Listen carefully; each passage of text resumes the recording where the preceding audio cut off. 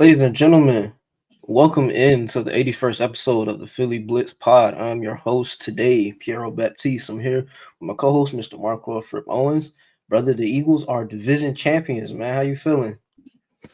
Well, beloved dub to those who celebrate is at the one and only Marco Fripp Owens. And buddy, I am ecstatic. How else can you feel when you got the Eagles reclaiming their throne, their rightful throne atop the NFC East?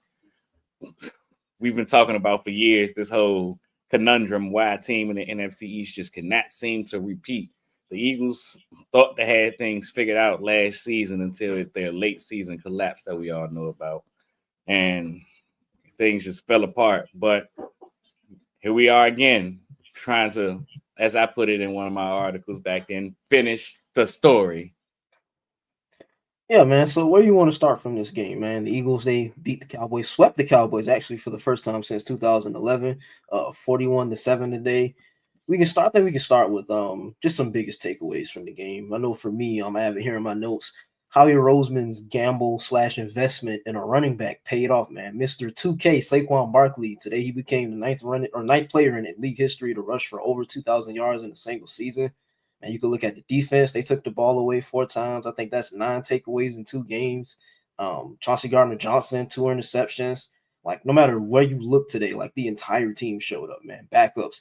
Kenny Pickett, Tanner McKee, Oren Burks, man. Like it was just amazing to see, man.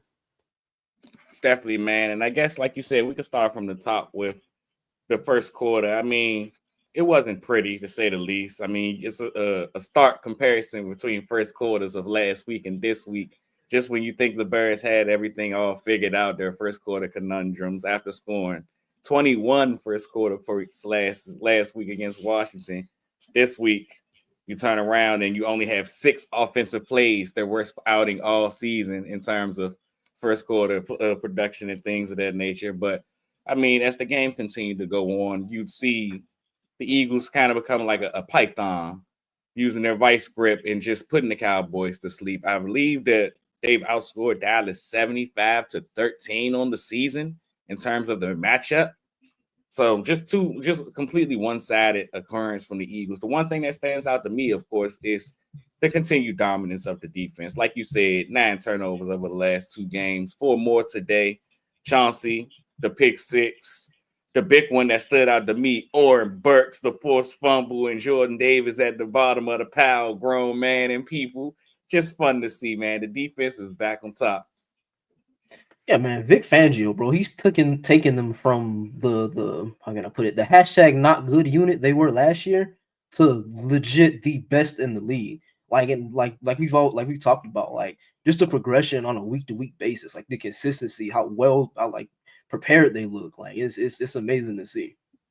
Definitely, man. And even last week, when that's probably the worst outing we've seen from the defense since early on portions of the year, where I mean, you to get 5 takeaways, but to give up the amount of points that you did. I mean, of course, it's much could be said about what the offense did or did not do after Jalen went out and things of that nature, but you're still operating like a well-oiled machine. And the fact that this unit is starting to take the ball away makes you feel really good.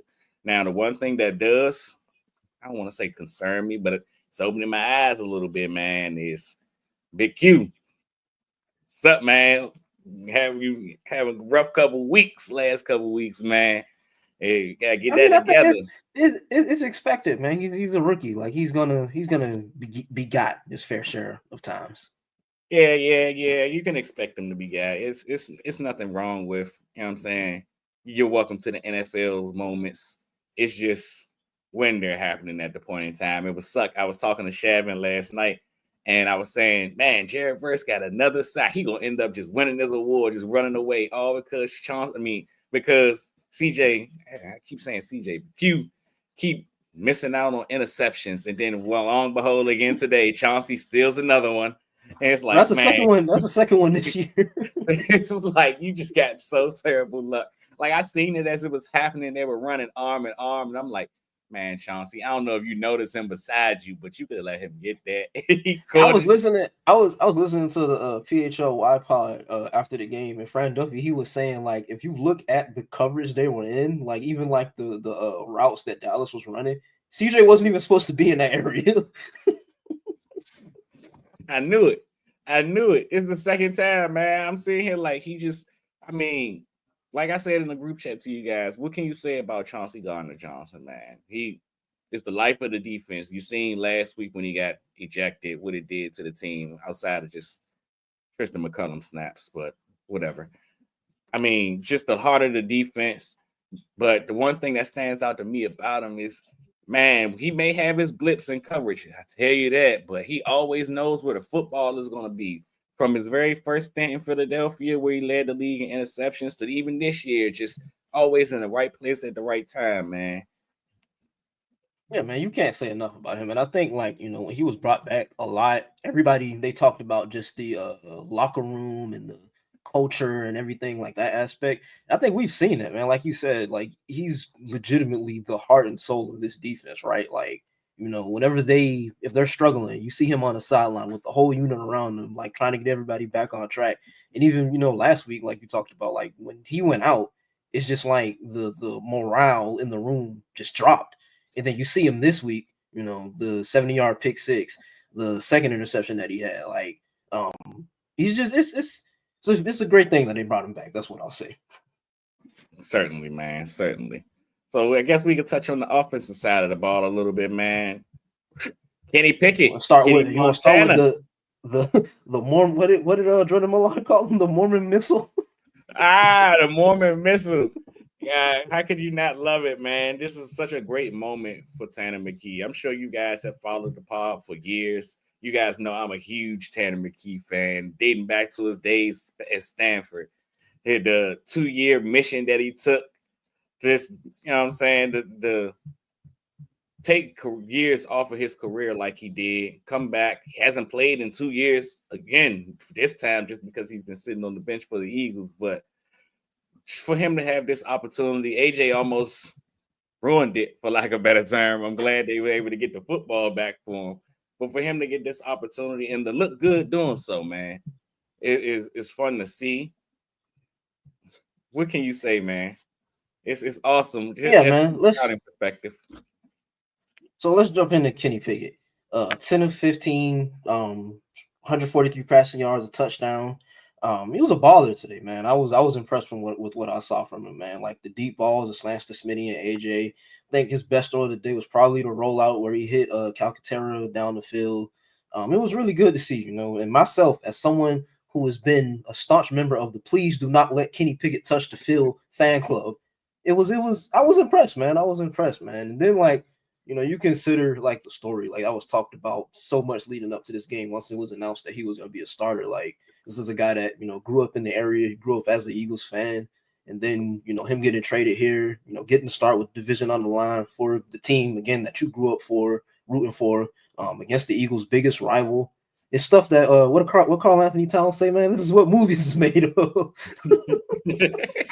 I think he did. I think, you know, Kenny, he did everything you'd want a backup quarterback to do, man. He made timely throws, didn't turn the ball over. He just executed the offense, you know. And I don't know if you got a chance to see it, but I think John Clark had the report after the game where he talked about how Kenny he had to get like painkilling injections before the game at halftime. Then you see him, you know, on the tush pushes, you know, and the toll that takes on a quarterback's body. You know, you see him taking the huge shots over the course of the game, and then just continuing to get back up until he couldn't. You know, it's just huge shout out to Kenny, man. And then Tanner McKee, the Mormon missile, brother, third string quarterback, man. Everybody's been clamoring for him since the preseason. He threw 2 touchdown passes. Man, he looked like the prototypical like pocket passer. Like yes. the prototypical John Elway, tall white quarterback. Yes, that was him. And I mean, I used to joke about it like y'all don't know how talented this guy is. I mean, granted, the list of guys I'm about to say with how their careers have gone so far, I mean, whatever. But just he was the 3rd-ranked quarterback in his class behind Justin Fields and Trevor Lawrence. So Tanner McKee was? Yeah. I didn't know that. Yeah, like Tanner McKee is a baller. Like that 2 years that he took off, of course. Now you see why he didn't draft it so far beyond them. But this is an established quarterback around with the parts he comes from, particularly in the pocket, like you said. He's not gonna move, he's not gonna run, he can't run. He's very much a statue. But buddy, you can see the arm on display. You've seen it on the first pass where he came out, and it's just rocket attached to your shoulder type of quarterback. But for Kenny, man, like you said, just dream come true type of situation. I mean, his first half particularly is what got the juices flowing for me, man. 9 of 14, 133 yards, 2 total touchdowns, 2 Devonta Smith bombs, and his best Jalen Hurts impersonation with the tush pushes. He couldn't get in the first time, even though I thought he got in, but once they showed the back angle where his knee was down, I was like, okay. But the fact that they went back to it after the play, you see him rolling off to the side of the pile, and the look on his face is like, whoa, Jalen, is this what you deal with on a daily basis, man? How do you do this? This is not fun. The celebration where it seemed like they were essentially crowning him, trying to put the helmet back on. It was so fun to watch for Kenny, man. So since we're on the topic, right? Like, you clinched the division this week, right? You saw Tanner, you saw Kenny, the way they played. You saw, I think Kellen Moore. I don't know if this is a stretch to say, but it seemed like, as the game went on, Kellen, he kind of opened up the offensive playbook more. You saw him willing to, throw the ball down the field more. So I know Jalen, he has the concussion, right? So the Giants next week, do you put Jalen on the field? Do you just give Tanner the whole game? What are you thinking? That's a really good question. It's one that I've been thinking about since actually during the Dallas game. Once this game seemed to be out of reach, my wife and I were actually having a conversation because she seen Kenny run back. Apparently, during the broadcast, he came out in street clothes and then went back and put the uniform back on. And she was like, "Well, why'd he do that? We need to keep him healthy." I'm like, I mean, he's the backup quarterback. Jalen Hurts, he should be ready for the playoffs. But I mean, you want your backup quarterback healthy for the playoffs. You don't know what situations you would be in. But B, I mean, just in terms, like you said, man, Tanner and both quarterbacks played really, really well.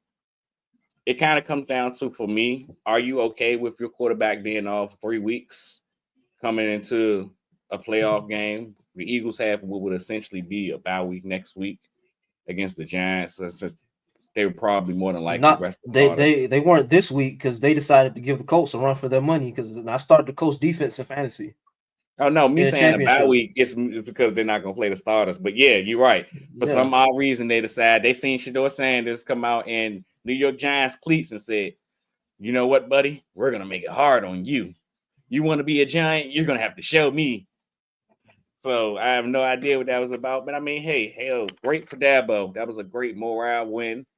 One of those. Malik Neighbors looked like he was having fun. Football was fun for him again after weeks and weeks and weeks of complaining. I have never seen somebody look so miserable on a football team, man.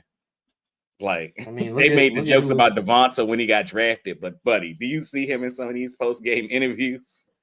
I mean, can you blame him? Look at who's throwing him the ball this year: Daniel Jones and Tommy DeVito. I'd be miserable too. Drew Lock today, Drew Lock.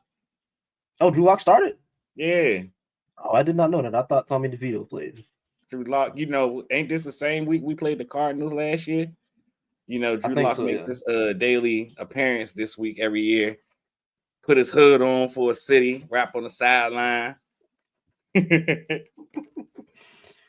Well, no, man. Like we said, man, just really impressed by Kenny and Tanner. We talked about Saquon. Talked about the defense. Let's get into just the overall NFC East clinching and everything like that. I think Elliot Showpark, she had the tweet. But it's not over. Like, you still got another game on the season. But I don't think, them winning this NFC East division title, I don't think it's something that should be like overlooked or understated. Like, it's not a mundane accomplishment when you kind of consider the overall context behind it. Like, coming into the season, all the chatter around Nick, like, you had reporters flat out asking the dude in a press conference, what do you do? Like, what does he add to the team? All the chatter about should they have fired him after the collapse last year. This team, they lost Fletcher Cox and Jason Kelsey. Everybody talked about how they struggled to replace them. After they signed Saquon, there was some chatter. They spent money on a washed running back. Like, again, the collapse last year, the dark cloud that left over the heads of the organization and fans and everything like that. The season started. They won in Brazil. Then they dropped the game against Atlanta. Barely scraped by the Saints. Then they got boat raced by Tampa Bay. And then for them to rattle off the 10 wins in a row, just them winning NFC East, man, this is a huge accomplishment, right? Like, we hear Nick Sirianni say it every week, but it's hard to win in this league, right? On a week-to-week basis, it's hard to consistently show up and be among the league's upper echelon teams. And, for majority of this year, after all the turmoil that they went through in the offseason, the questions, the doubts, for them to, like I said, have rattled off the 10 wins, lose Jalen last week, clinch the division today with your backup and your third-string quarterback. You really can't say enough about the overall resolve, the culture, just the will of this team. Certainly, man. I don't want to say it's a vindicating moment for me, but I mean, as I like to say, job's not done. We can have this conversation in thoroughly in February, but just it's you still I got was going to comment on it like you stated, but just kind of like to bring it in together, like you mentioned. What can you say about the wherewithal of this football team? And there's an old saying that says all this starts, the attitude of a football team, how they play on the field, how they carry themselves at all, is typically a result of their head coach. And we joke about it, about how Nick is so nonchalant and so emotional on the sideline. And you see it in this football team. We talked about what it did to this team when CJ went out last week. You talked about how Jalen Carter every week seems to have his Jalen Carter moments. And I mean, just how the team continues to carry themselves, where it's like us against the world mentality. And again, it all starts with the head coach. We're talking about a guy who, I believe they say he's 47 wins through 4 seasons. Like, winning, like you said, winning isn't easy in this league. And I had a conversation with someone on Twitter earlier in the week, and they made it seem like he basically is joyriding, coasting off the fact of having a quote-unquote super team. And I mean, it kind of leads back to the same questions that we asked about Jalen. Why does Nick Sirianni get criticized for Howie Roseman doing his job properly, especially when you see across the league? For me, teams like, I don't want to just point fingers at anybody, but just lay an example. Teams like Miami, who you're clearly a talented football team. You have all the pieces in certain places where you should excel, but you fall short in certain aspects. Where, I mean, it doesn't, we watch the dream team get put together, brother. Sometimes it just takes more than talent to win in this league. You can't just put together a group of people and say, yeah, they great at what they do, they're gonna win. Coaching matters, and Nick Sirianni has done a fantastic job, from the selection of his coordinators to being able to kind of say, hey, look, I was wrong. I need to take a bit of a more hands-off approach to let my people succeed, and being able to, you know what I'm saying, do so, especially with, like you mentioned, how the season started, even the AJ and Jalen situation where people ask, what do? You see how he essentially carried the team through the media through that week. And it's like, come on, man. A culture is a big thing. We used to have conversations during the offseason where I joked about, well, what the hell, we're going to talk about Nick like this. What does Mike Tomlin do? What does Jim Harbaugh do? And you see things over in Pittsburgh right now where fans are making jokes. He hit his daily 9-win quota, and the Campbells, the culture goes to shambles every year. Like, again, winning in this league is not easy, man. So kudos to Nick Sirianni to be able to bounce back like he has, man. And I think, like you said, man, like, it takes a coach with a certain temperament to be able to manage all of these different types of personalities, all of these stars, like all of these levels of talents of players. Like, and I think we see, just how much of an asset Nick is to this team. Like, as much as people want to joke about it, the dude does something well, right? Like, for him to be this successful as a head coach, and you hear the players talk about just how much they respect him, how much they like him as a coach. And you see it on the field. Like, you see how hard they battle. You see how hard every week, like, you talked about it. Like even the week with Jalen and AJ, all the drama and turmoil that created, right? And for them to just come out and handle business, like this has to count for something. Like Nick, he continues to just press the right buttons, and regardless of what people want to say, how it may look, he's successful. This team is successful. And it kind of, you saying it like that reminds me of a conversation all three of us had, I and Parth, on a podcast.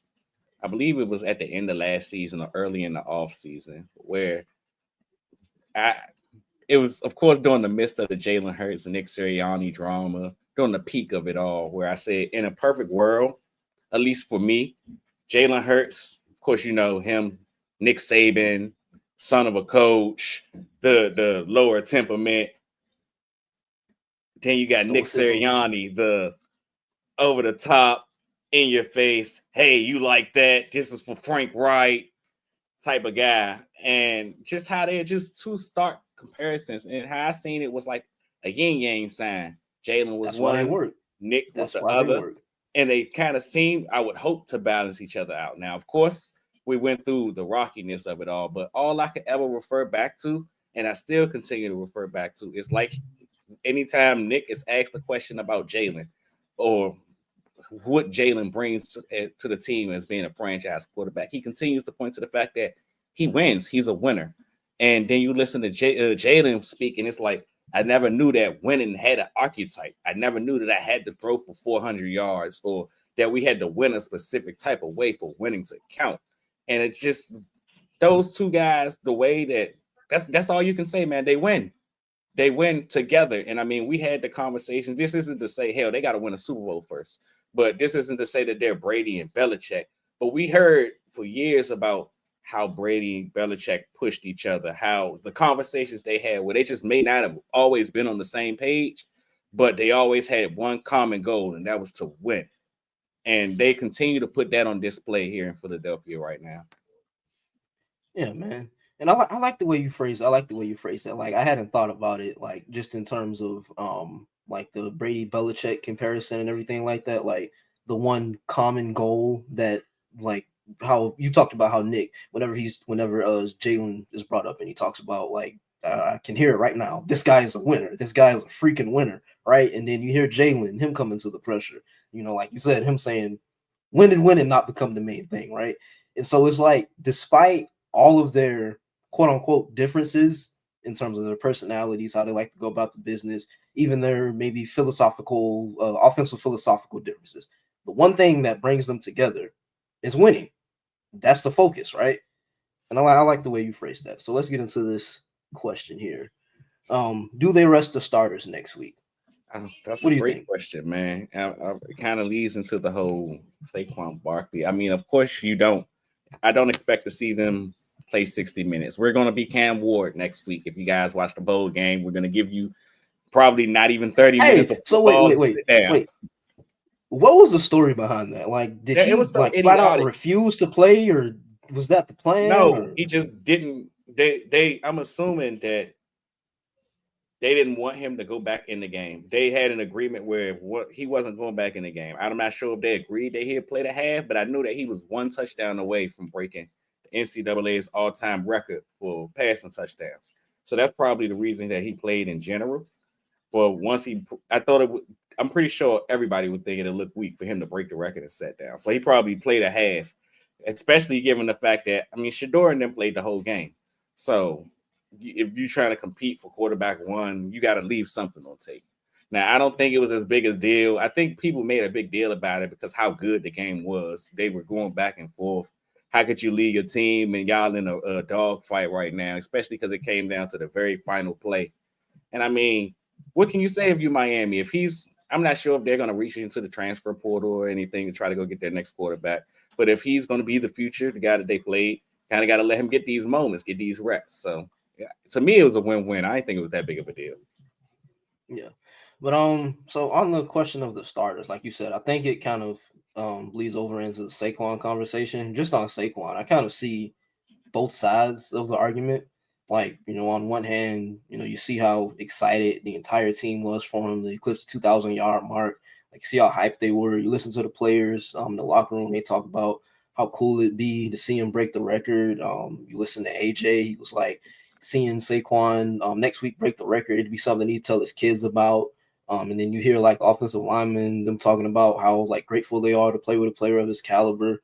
I get it, and then, when you consider like the offseason drama, like from the Hard Knocks and Joe Sheen or Shone, however you say it, I don't want to butcher it, but them Sheen, whatever. Shooing.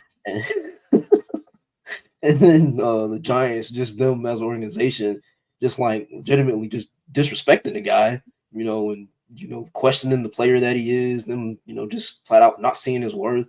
And then him having the chance to break the all-time rushing record against this team, with your new team that's just down the road from where you grew up, in your home stadium, again, in front of the organization that basically told you, we don't think you're worth it. Like, I get it. We see the, human side of it.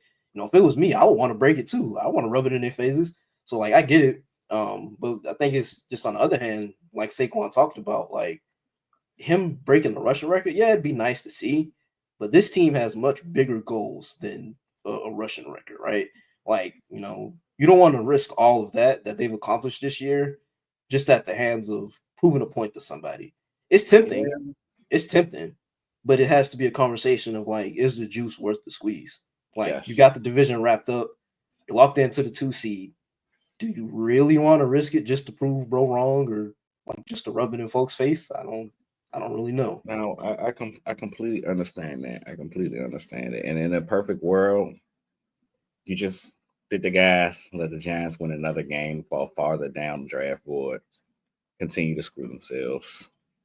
But I mean, like you said, there's a human aspect to all of this. Something that, I mean, we talked about for years how, as a franchise, the term. Please enlighten me of the term that they used when they fired Chip Kelly and hired Doug Peterson, of what they were trying to Emotional get. intelligence. Exactly. The emotional intelligence, being able to feel the vibe of what's going on in the room. And I mean, like Parthas mentioned weekly, the offensive line has made it a point to say this isn't just a Saquon accomplishment. We're just as much in on this as he is. You see how hyped Jeff Stoutland was after he got to the 2K. Brother, that fired me up. I'm not gonna lie to you. Seeing Stoutland.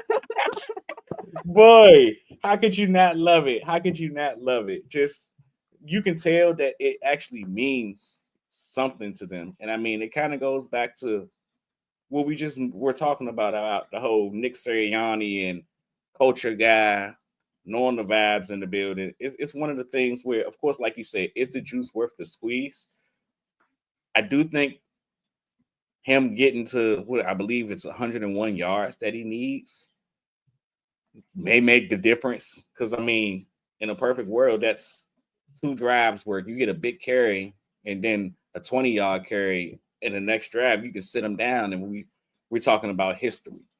Now, the fact that it's happening against the Giants is the big thing here. Where, I mean, like you mentioned, Joe Shuen having the conversation about, well, we'd love to have you back. Go test your market, bring it back, blah, blah, blah. Just kind of playing with Saquon Barkley. And I mean, we can all say that it was a match made in having him landing behind this offensive line, this talent, this type of talent of a back behind this offensive line. It's, I don't know, man. Same conversation as Jalen Hurts. Like, is it worth it? You don't want your quarterback not playing for 3 weeks. But Yeah, like I think with Jalen, I think it's a little bit different. Like, you can get Jalen a series or two just to get his feet wet. So just that he's, like you said, he doesn't play for 3 weeks and then you throw him back into a playoff game, right? Now with Saquon, again, like he has a number that he has to hit. Those are like one. carries and touches and like the physical nature of the game. Like we had the conversation earlier in the year just about overall tread that they're putting on his tires, right? I think they And doing it's a like, broadcast. They say he had 325 touches on the season or something of that nature. Yeah, so it's like, do you really want to, put more tread on the tires just again for the sake of rubbing something in bro's face? Like, I don't know. I don't know. Like I get it because as a team, like I said, you see how hype everybody is. You hear the comments in the locker room. You see Jeff Stoutland on the sideline. Like I get it. I get it. You'd want to do it, but just logically speaking, I Is it don't know worth if it's the smartest thing. Yeah. I can agree there. I can agree. I mean, Now the I think fan in you give me, them. the Yeah, fan in me says, "Hey, brother, go get those 101 rushing yards." I But think you give them at least a quarter. yeah, You give them at least a quarter. Tell them you got 15 minutes to try to get this done. You kind of force feed them in their nature.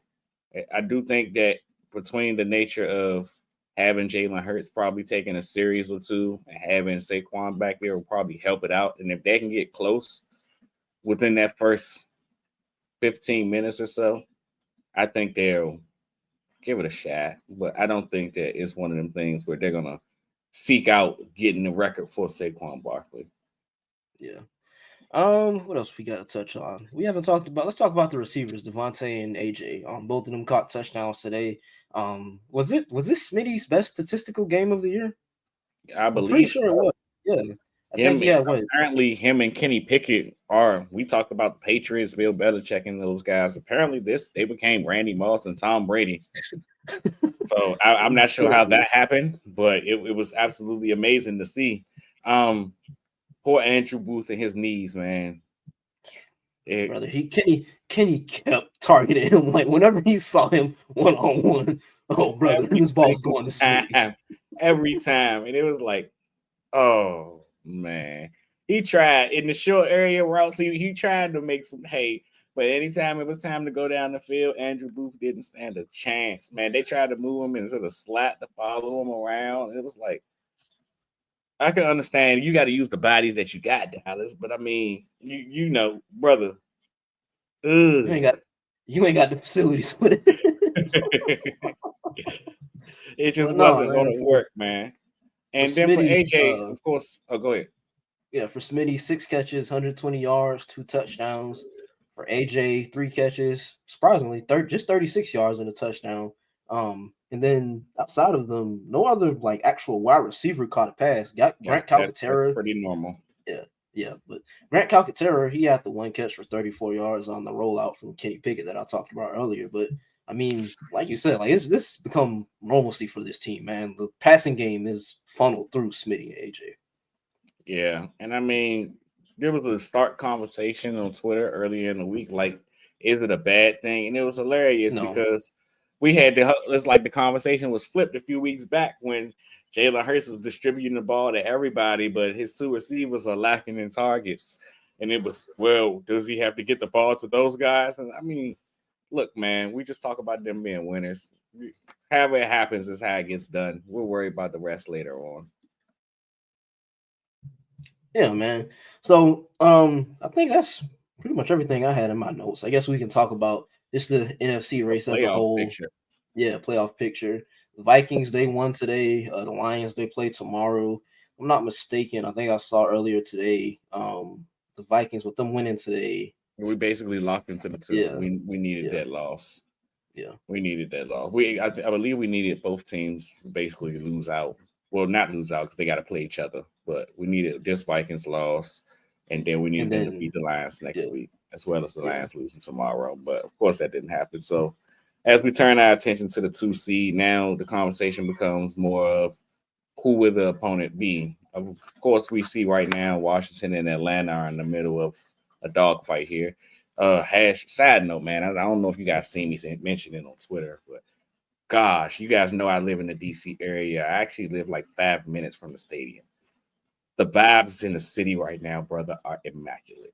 I could hear the national anthem, the fireworks, the cheers, all from my backyard a second ago. I was just looking around like, man, is this what this feels like? We don't get a lot of this down here. I got to go up to Philly to make sure I see some of this type of success. So it's cool that's to see real. that That's happening. cute. That's cute. It's very cute. It's cool. It's Very cool to cute. see it happening, man. But we see Atlanta and Washington in the middle of a dogfight. I believe if Washington wins, that locks us into, well, not locks us. Next week is imperative to see if it's going to be Washington or Green Bay. Now, if Washington loses, the conversation becomes a bit deeper because, I mean, I'm pretty sure none of us see them losing to this Cowboys team next week. But should they do, the conversation becomes Tampa Bay. And somewhere in between the middle of all these is a Eagles Packers rematch from week 1. So what do you line in all of this, man? Who do you, I guess I don't want to say who do you prefer, but what do you think is going to happen? How do you think this plays out? I think it's gonna be Washington. I think they win tonight. Because if they win tonight and then they win next week, that locks them into the 7th seed, right? Mm-hmm. Yeah, I think it's gonna be Washington. That's who I want. I want to play Washington. Just because last week that kind of left a sour taste in my mouth, man. Like we should have won that game. We should. Devontae Smith catches that pass 9 it's times not even out just. of 10. I mean, of course, we didn't have the chance to talk about it, but Yeah, it's not even just Devontae, man. Like it's like I mentioned. I think it was in the group chat, but it's like Eagles games are so. It's like watching a boring TV show, man. Like change the script. You see the writing on the wall between the penalties, the stuff that probably wouldn't happen in an ordinary game. Like, brother, we watched Devonta Smith, AJ Brown, and Saquon Barkley all 3 drop passes from the same drive. Like, drop passes that would have won the game. Like the stuff you can't make up. Like, it's like, okay, all right, whatever. I guess it was our time to lose. Better now than in January, but whatever. That the stuff it just won't happen again, man. But yeah, I think, like I said, I think it's gonna be Washington. I mean, I give the Eagles a high chance of whoever it is, whether if it's Green Bay, Tampa Bay, and I know that there's been a lot of chatter with Tampa Bay and them top bowls being the ones that have Jalen's number and everything like that. As a caveat, and I don't think I've heard anybody talk about this, but the Eagles, from my recollection, the Eagles have not played the Tampa Bay Buccaneers at 100%, like in any of their last couple of matchups against them. Like I know last year in the playoffs, AJ was that hurt. Thursday night matchup 100%?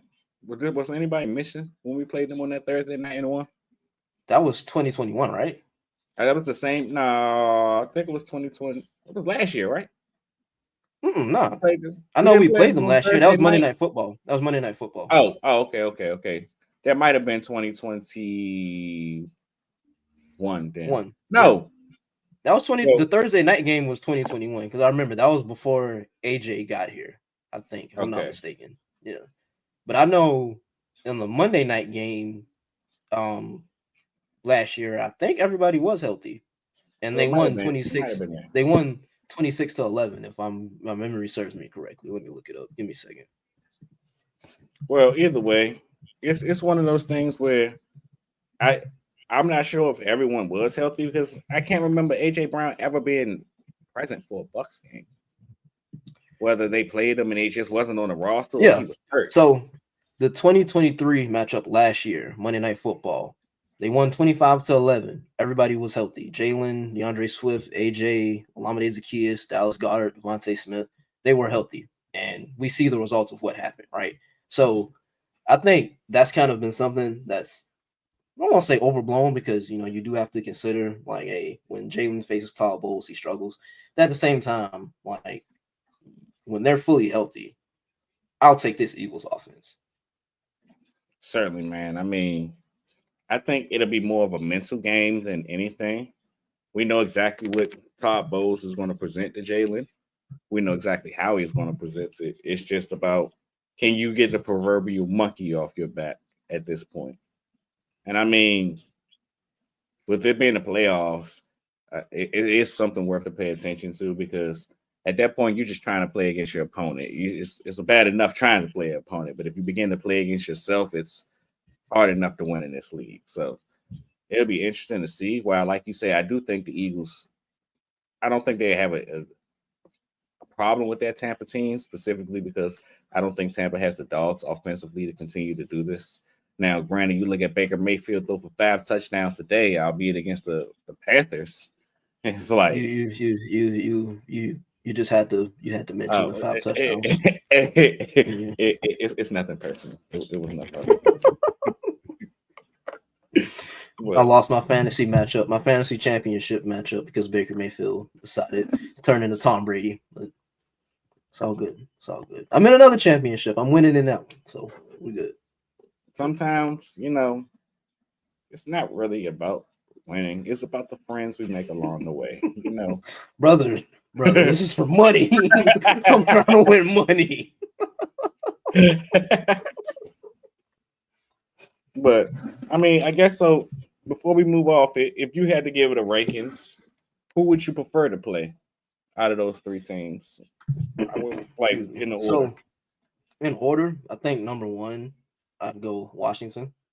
One being the best. One being like who one, I want to face. Who would you? Okay. Yeah. One being Washington. Two, between Green Bay and Tampa Bay.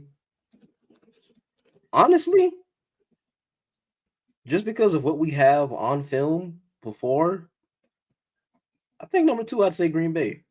And three, I'd go Tampa Bay. Just because you don't know which Jordan Love is going to show up, whether it's going to be Brett Rodgers or Aaron Favre. But yeah, I mean, then also you consider, Green Bay's receiving weapons. None of them are really superstar receivers. Of course, you got Christian Watson, Romeo Doubs, Tavian Wicks. The kind of a receiver by committee that's the way I like to look at it. I know Josh Jacobs, sorry. He's had a good year this year. But then again, like I said, you consider the erraticness of Jordan Love. Then you consider, like we just talked about a couple seconds ago, like what Jalen Hurts has put on film against Todd Bowles' defense, like the recipe, what he's going to do. Then you consider Tampa Bay's their receiving weapons, mainly Mike Evans. I don't know. I think I just prefer Green Bay over the emergence Tampa of Bay. Jalen McMillan. Jalen McMillan is playing really good football. Yeah, I think he scored a touchdown in each of the last 5 games or something like that. He scored 2 today. Yeah, he's just been balling. He's exactly what the team has needed with Mike Evans, Chris Godwin going down. The pair with Mike Evans, who just continues to just he won't let the streak die. It won't go. Did he break it? Did he break it today? I don't think he broke it today, but I think he got close enough to the fact where I think he needed 70 yards in each of the next 2 games. And I'm pretty sure he went over 70 today. So it's like he's kind of in the Saquon mark where it's like you just got to get to a certain number next week. But man, if I had to rank him, he had 97 today. So what does that mean? He need 50 something next week? Yeah. Ridiculous. Just ridiculous. He's gonna get it. Get it. They're gonna force feed it there. But I mean, my rankings will probably be something similar for different reasons, of course. I mean, we all know same reason we want to see Washington in the first. There's no lie about that. For the Green Bay aspect, I mean, I've mentioned it kind of last week when we talked about this, but this week was the opportunity for them to right their wrong to me. Like, this Packers team has lost 5 games this year. All 5 of those games have come to winning teams. The teams are in front of them. The Lions, the Vikings, and the Eagles.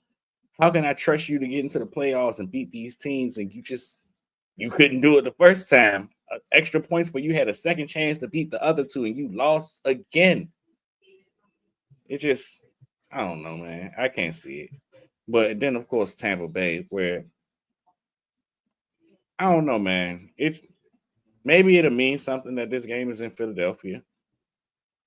Typically, it seems as if the House of Horrors exist in Tampa Bay. So the fact that we can get them in Philadelphia might mean something. Of course, like we said, we know the game plan. We know the aesthetics of how they're going to go about it. But I don't know. I just like to think that a healthy Philadelphia Eagles team wouldn't have lost that game early on in the first place. No, definitely not. I don't know. It's crazy to think about how, like, Todd Bowles, he really has been Jalen Hurts' own personal hell. Just kryptonite. Every time, bro. Every time. Nemesis. Like, every single time. And it's like things that I've learned starkly this year, apparently, that things of this nature do exist. Apparently, players, coaches, they can really have mental blocks against specific opponents. And it's like, yo, what are you doing? Why are you not being yourself? Like, I don't understand it, man. I don't understand it. But yeah, man. I think we've covered everything we had on the itinerary. Short pod today, but thank you to all 87 of you who tapped into the stream. We're gonna release this as a pod tomorrow morning. So if you're listening on whichever podcast streaming platform you're listening on, be sure to leave us a like and a review. Did you have anything else you want to touch on, bro? I believe that's all. We'll see exactly how this team will. Hopefully, we'll hear exactly how the team decides to go about the Saquon Barkley, the Jalen Hurts, all of these situations as the week progresses. Yeah. Well, I think that's gonna do it for this episode. Thank you to everybody who tapped into the stream. Thank you if you're listening. Go Birds, everybody. Go Birds.